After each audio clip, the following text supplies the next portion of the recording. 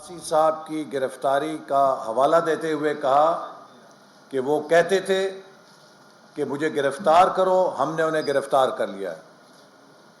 تو ایک بار پھر یہ چیز آشکارا ہو چکی ہے کہ اس وقت ملک میں نام نہاد احتساب دراصل حکومت کا انتقامی سیاسی ایجنڈا ہے، جس کو پورا کرنے کے لیے اس نے نیب کو جھونکا ہوا ہے۔ اور یہ بڑی بدقسمتی ہے کہ یہ حکومت ہمارے قومی اداروں کو اپنے سیاسی ایجنڈے کے لیے استعمال کر کے ان کی ساکھ خاک میں ملا رہی ہے۔ نیب تو پہلے سے ہی جنرل مشرف کے زمانے سے ایک خاص شہرت رکھتا ہے، اور آج جیسے کاف لیگ کو بچانے کے لیے نیب کو استعمال کیا گیا تھا، اسی طرح نیب کو دوسری کاف لیگ پی ٹی آئی کی حکومت کو بچانے کے لیے استعمال کیا جا رہا ہے، اور اپوزیشن کے لیڈرز کو نشانہ بنا کر ان کی کردار کشی کی جا رہی ہے، انہیں حراست میں لیا جا رہا ہے۔ لیکن جتنے اپوزیشن کے رہنماؤں کو حراست میں لیا جاتا ہے، اس کے مقابلے میں ہزاروں لاکھوں لوگ نئے پیدا ہو جاتے ہیں، جس کا سب سے بڑا ثبوت کل رات فیصل آباد کے اندر مریم نواز شریف صاحبہ کی ریلی نے دیا ہے۔ اور مجھے افسوس سے کہنا پڑتا ہے کہ حکومت نے بدترین ریاستی سینسرشپ استعمال کرتے ہوئے اپوزیشن کی اس ریلی کا بلیک آؤٹ کیا ہے۔ پاکستان میں آج جمہوریت کے لبادے میں بدترین آمریت مسلط کر دی گئی ہے۔ پاکستان کے عوام نے آمریت کو کبھی قبول نہیں کیا، اس کے لیے جانیں بھی قربان کی ہیں، گرفتاریاں بھی دی ہیں، لیکن اپنی آزادیوں کو کمپرومائز نہیں کرنے دیا۔ ہم پاکستان کے عوام کے بنیادی حقوق کو کسی کو سلب نہیں کرنے دیں گے۔ فریڈم آف ایسوسی ایشن، فریڈم آف ایکسپریشن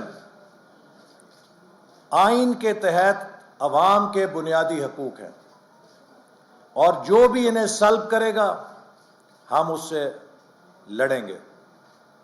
اس ملک میں آئین کی حکمرانی پر کسی قسم کا سمجھوتا نہیں کر سکتے، چاہے اس کے لیے ہمیں کتنی بڑی قیمت ادا کرنی پڑے، چونکہ یہ جنگ ہماری نہیں ہے، ہمارے نسلوں کی جنگ ہے۔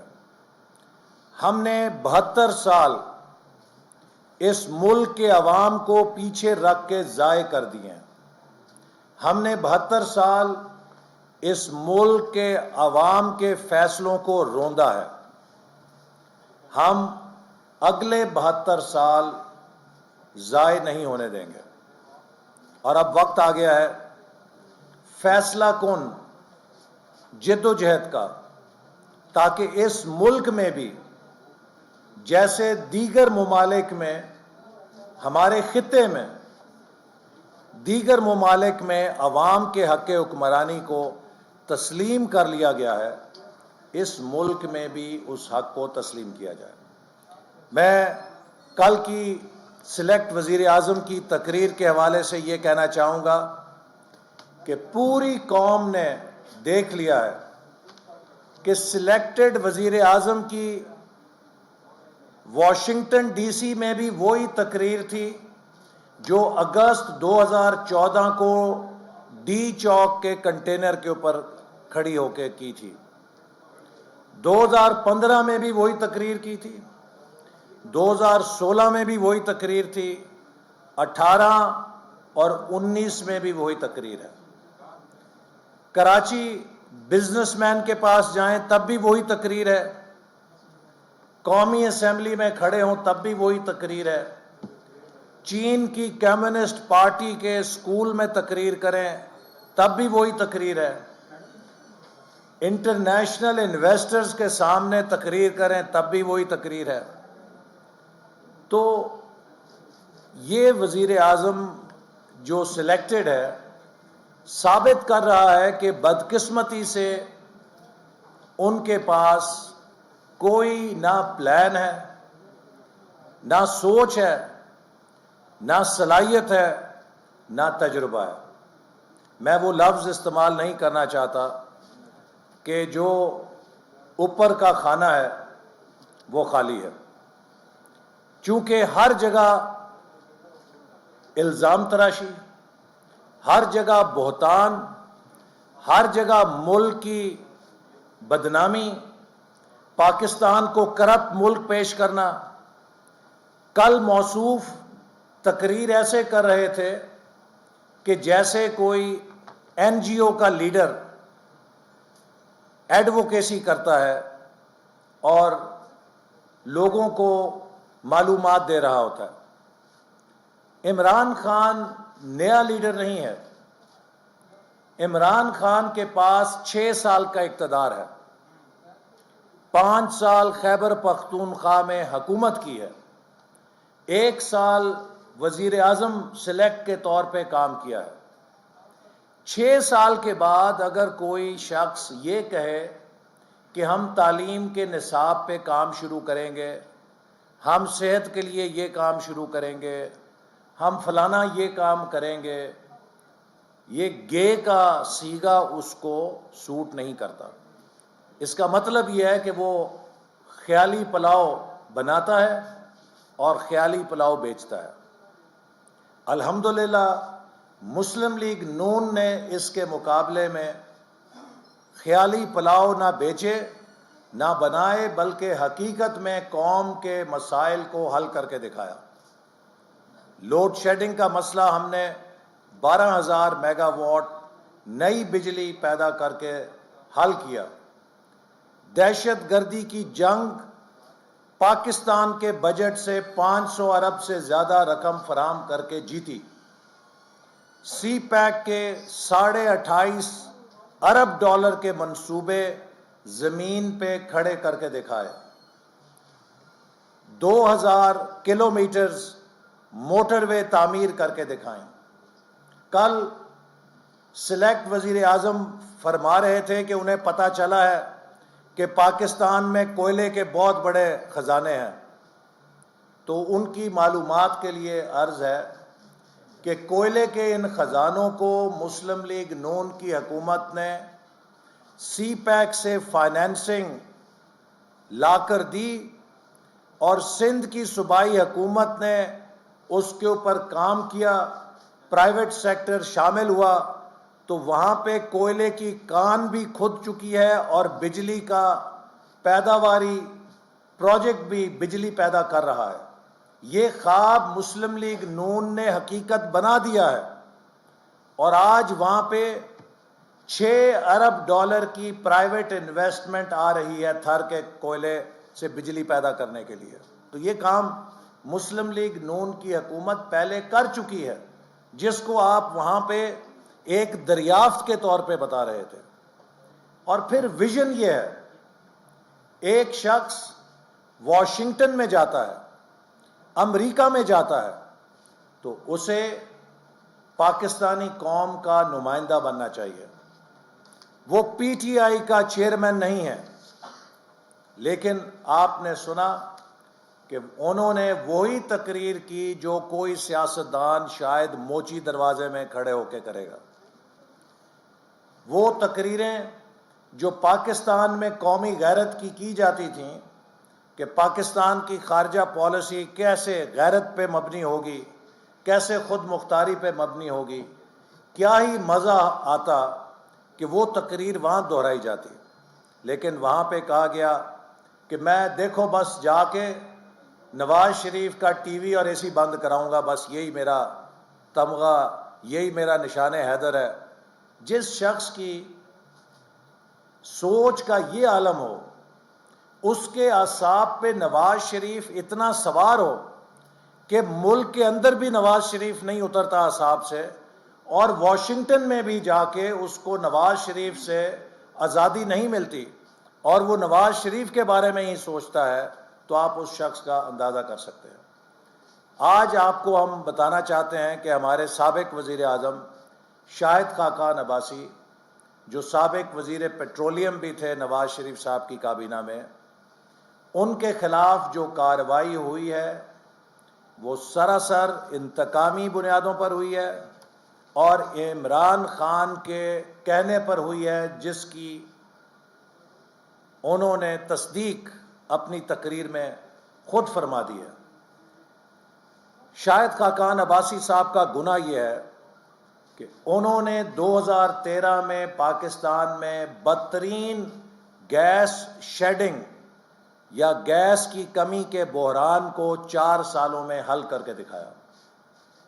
شاہد خاقان عباسی صاحب کا گناہ یہ ہے کہ وہ ایل این جی کا ٹرمینل جو گزشتہ 10 سالوں سے مختلف حکومتیں اس پر کام کرتی رہیں اور کامیاب نہیں ہو سکیں، انہوں نے 11 مہینے کے اندر دنیا کا سستا ترین ایل این جی کا پلانٹ لگا کے پوری انڈسٹری کو حیران کر دیا، اور یہ ایل این جی پلانٹ دروازہ بنا پاکستان میں ایل این جی کو درآمد کرنے کا، جس سے ہم نے گیس کی کمی پر قابو پایا، جس سے 5000 میگا واٹ سستی ترین بجلی پیدا کرنے کے 3 یونٹس چلے، بلکہ 4 یونٹس۔ اسی طرح اس گیس سے پاکستان کی ٹیکسٹائل انڈسٹری اور پاکستان کی فرٹیلائزر انڈسٹری چلی۔ اگر شاہد خاقان عباسی یہ کام نہ کرتے تو پاکستان کی معیشت کو اربوں ڈالر کا نقصان پہنچتا۔ ان کا یہ کارنامہ ہے کہ انہوں نے پاکستان کی معیشت کو اربوں ڈالر کے نقصان سے بچایا ہے۔ حکومت اور حکومت کے وزراء لوگوں کو کنفیوز کرنے کے لیے تاثر دیتے ہیں کہ شاہد خاقان عباسی صاحب کو قطر سے گیس امپورٹ کرنے کے معاہدے پہ گرفتار کیا گیا ہے۔ یہ حقیقت نہیں ہے۔ حقیقت یہ ہے کہ ان کے خلاف جو الزام لگایا گیا ہے وہ ایل این جی ٹرمینل کے قیام کا اور اس میں اختیارات کے ناجائز استعمال کا الزام لگایا گیا ہے۔ کسی قسم کی مالی بدعنوانی کا الزام ان پر نہیں ہے۔ اختیارات کے ناجائز استعمال کا الزام لگا کر انہیں گرفتار کیا گیا ہے، لیکن حکومت کے وزراء جو بیانات دے رہے ہیں اس سے وہ پاکستان اور قطر کے تعلقات کو خراب کرنے کی کوشش کر رہے ہیں۔ قطر وہ دوست برادر ملک ہے جس نے پاکستان کو اپنی ضرورت پورا کرنے کے لیے نہ صرف بہترین نرخوں پر ایل این جی دی اور اس کے ساتھ ساتھ اس مشکل وقت میں پاکستان کی 3 ارب ڈالر کی مالی امداد بھی کی، لیکن ان حکمرانوں کو کوئی احساس نہیں کہ وہ دوست ملک جو پاکستان کے ساتھ مدد کرتے ہیں یہ ان کو بھی اپنی سیاست کی بھینٹ چڑھا دیتے ہیں۔ اسی طرح چند دن پہلے جب ارشد ملک جج کی ویڈیو کا کیس بنا، اس سے توجہ ہٹانے کے لیے برطانیہ میں ایک غیر ذمہ دار اخبار میں، جس کو برطانیہ میں کوئی سنجیدہ نہیں لیتا، ڈیفیڈ جو برطانیہ کا امداد کا ادارہ ہے، اس کی امداد کے حوالے سے من گھڑت خبر چھپوا کے پاکستان کی بدنامی کی گئی اور برطانیہ کی حکومت کو شرمندہ کیا گیا۔ اتوار کے دن، چھٹی کے دن، ان کی وزارت کو اپنا دفتر کھول کے اس سٹوری کی تردید کرنی پڑی۔ اسی طرح چائنا، جس نے پاکستان کے ساتھ سی پیک میں اتنا تعاون کیا ہے کہ اگر سی پیک نہ ہوتا ہم کبھی اپنے پیروں پہ کھڑے نہ ہو سکتے، ہم توانائی کے بحران کو مکمل طور پہ شکست نہ دے سکتے۔ حکومت کے وزراء سی پیک کے منصوبوں پر بھی بے بنیاد من گھڑت الزامات لگا کے ان منصوبوں پر جن کے فیصلے چین کی حکومت نے کیے ہیں، ملتان سکھر موٹر وے پروجیکٹ کے لیے جن کمپنیوں نے بولی میں حصہ لیا، ان کا فیصلہ چین کی حکومت نے کیا، پاکستان میں کسی نے نہیں کیا، لیکن اس حوالے سے من گھڑت الزام لگا کے چین جیسے دوست ملک کو بھی امبیرس کیا جاتا ہے۔ تو یہ ایک انتقام اور حسد میں جلی ہوئی حکومت ہے، انتقام اور حسد کی آگ میں جلا ہوا سلیکٹڈ وزیر اعظم ہے، جس کو کوئی ہوش نہیں ہے کہ اپنے سیاسی مقاصد کے لیے وہ پاکستان کے مفادات سے بھی کھیلنے سے دریغ نہیں کرتا۔ جو ایل این جی کا ٹرمینل شاہد خاقان عباسی صاحب نے لگایا، وہ پیپرا رولز کے مطابق لگایا، اور جو کنسلٹنٹ اس کے اندر اپوائنٹ کیے گئے وہ وزارت پیٹرولیم نے اپوائنٹ نہیں کیے تھے۔ آپ کو ابھی مصدق صاحب اس کے بارے میں تفصیل بتائیں گے۔ ان کا چناؤ U S A I D نے اپنے پروکیورمنٹ کے پروسیسز کے مطابق کیا تھا، جن میں حکومت پاکستان کا 1 روپیہ نہیں لگا، اور اس ایل این جی ٹرمینل کو ایک شفاف بڈنگ پروسیس سے مکمل کیا گیا، جس کی انکوائری 2016 میں بند ہو چکی تھی۔ نیب نے اس پروجیکٹ کو 2015 میں انکوائری کے لیے کھولا اور 2016 میں بند کر چکا تھا، لیکن اب لگتا یوں ہے کہ سلیکٹ وزیر اعظم کی فرمائش کے اوپر اس کو دوبارہ کھولا گیا ہے تاکہ اپوزیشن کو نشانہ بنایا جا سکے، لیکن ہم ان کے ہتھ کنڈوں سے، ان کے ایسے اقدامات سے نہ اپنی جد و جہد چھوڑیں گے اور نہ حکومت کی ناکامیوں کو لوگوں کے سامنے پیش کرنے کے اپنے فرض سے پیچھے ہٹیں گے۔ یہ حکومت پاکستان کی معیشت کے لیے ایک رسک بن چکی ہے۔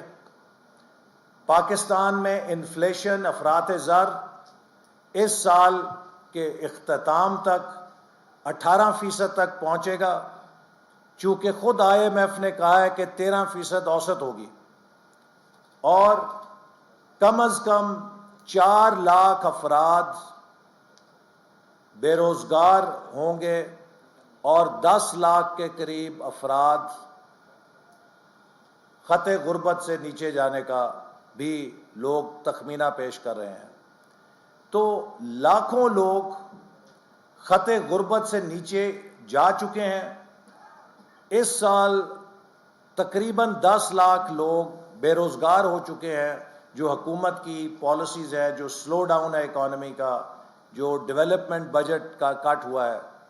تو عمران خان صاحب، آپ نواز شریف کے ٹیلی ویژن کی فکر چھوڑیں، آپ ان غریبوں کی فکر کریں جن کے لیے 2 وقت کی روٹی حرام ہو گئی ہے۔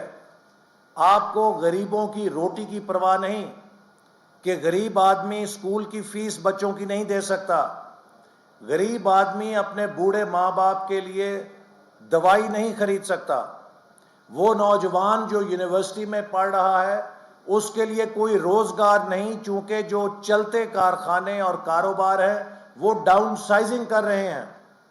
جن لوگوں کو نوکریاں لگی ہوئی ہیں، ہر کمپنی 10-20% چھانٹی کر رہی ہے۔ ہزاروں میڈیا کے کارکن آپ کی پالیسیوں کی وجہ سے بے روزگار ہو چکے ہیں۔ آپ ان غریبوں کی فکر کریں جو آپ کو روزانہ بہت کچھ کہہ رہے ہیں، لیکن آپ کی صبح اور شام یہ ہے کہ کابینہ کا اجلاس ہوتا ہے 4 گھنٹے، تو 3 گھنٹے اس میں بحث ہوتی ہے نواز شریف کے اوپر، اور اگر 7 سمندر پار سلیکٹ وزیر اعظم جا کے جلسہ کرتا ہے تو موضوع خطاب ہوتا ہے نواز شریف. بھئی اب آپ اس ملک کی فکر کریں جہاں پہ سلیکشن کے ذریعے آپ کو بھیجا گیا ہے. اس کی کشتی ڈوب رہی ہے, اس کی معیشت ڈوب رہی ہے. آپ کی پالیسی ملک کے لیے نیشنل سیکیورٹی رسک بن رہی ہے.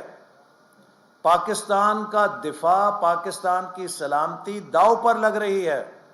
اور اگر یہی رفتار سے ہم ڈوبتے رہے تو ہمیں اپنی خود مختاری کا دفاع کرنا ناممکن ہو جائے گا.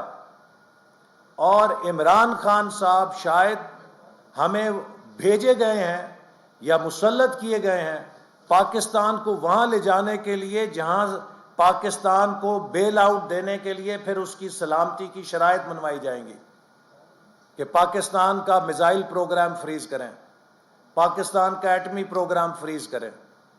یہ وہ شرائط ہیں جن کی طرف عمران خان کی اقتصادی پالیسیاں پاکستان کو گھسیٹ کر لے کے اسلام جا آباد رہی ہیں. میں مسلم لیگ نون کے رہنماؤں کی پریس کانفرنس جاری ہے, جس سے اظہار خیال کرتے ہوئے احسن اقبال کا کہنا تھا کہ شاہد خاقان عباسی کے خلاف سیاسی کارروائی سیاسی بنیادوں پر ہو رہی ہے, اور انہوں نے ساتھ ساتھ یہ بھی کہا کہ وزیر اعظم خیالی پلاؤ بناتے اور بیچتے ہیں.